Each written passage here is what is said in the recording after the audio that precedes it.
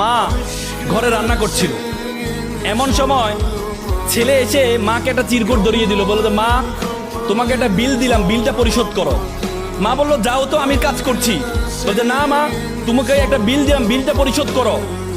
মা কাগজটা খোলার পর দেখলো ছেলে লিখেছে যে মা তুমি রান্না করার সময় বিভিন্ন সময় আমাকে বিভিন্ন জিনিস আনতে বলো, এটার জন্য 100 টাকা বিল। তুমি আমাকে গাছে পানি দিতে বলো, এটার জন্য 100 টাকা বিল। তুমি মাঝে মধ্যে দোকানে পাঠাও, এটার জন্য 100 টাকা বিল। মা এটা দেখে দাঁড়ানো অবস্থা থেকে বসে যায়। বসে যাওয়ার পর বাবা তুমি লিখেছো? বলছে মা হ্যাঁ আমি লিখেছি। বাবা তুমি লিখেছো? বলছে মা হ্যাঁ আমি লিখেছি। বললো যে এক কাজ কর, তোমার জন্য আমি একটু নুডলস রান্না করেছি, নুডলসটা তুমি খাও, আর তোমার বিলটা আমি নিয়ে আসতেছি, তুমি একটু ওয়েট করো।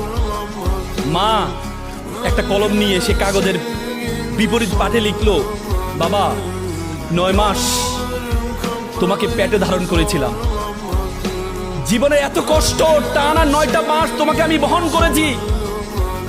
রাতে ইচ্ছে করতো একটু ডান পাশ হই, কিন্তু ডান পাশ হতাম না। আমার বাবুটা যদি পেটে ব্যথা পায় সেজন্য আমি ডান পাশ হতাম না। ইচ্ছা করতো একটু বাম পাশ হই, কিন্তু যে বাবুকে আমি দেখি নাই তার প্রতি আমার এত মহব্বত, আমি বাম পাশ হতাম না যে আমার সন্তানটা যদি ব্যথা পায়। সেটার জন্য তোমার বিল 0 টাকা। তুমি জন্মগ্রহণ করেছিলে, জন্মগ্রহণ করার পর 2টা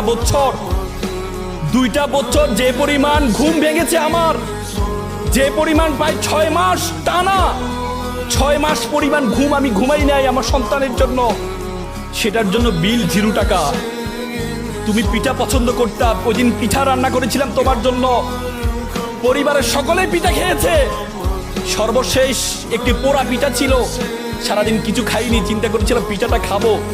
তুমি বাইরে থেকে দৌড়িয়ে এসে বললাম মা এটা কি অন্য পিঠা, এই পিঠাটা আমি খাবো। আমি তোমার দিকে একটু তাকিয়ে আমার সন্তানের হাসি দেখে নিজের পেটের মধ্যে যে খিদা আছে সেই খিদার দিকে আমি তাকাইনি, সে খিদার দিকে আমি তাকাইনি, আমি তোমাকে সেই পিঠাটা দিয়ে দিয়েছিলাম।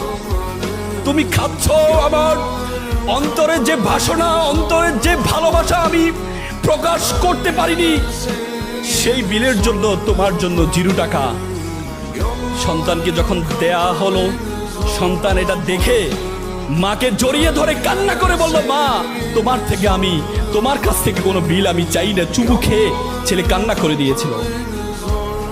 আজকে আমরা প্রতিদান চাই, কিন্তু মা বাবার প্রতিদান তুমি কখনো দিতে পারবা না।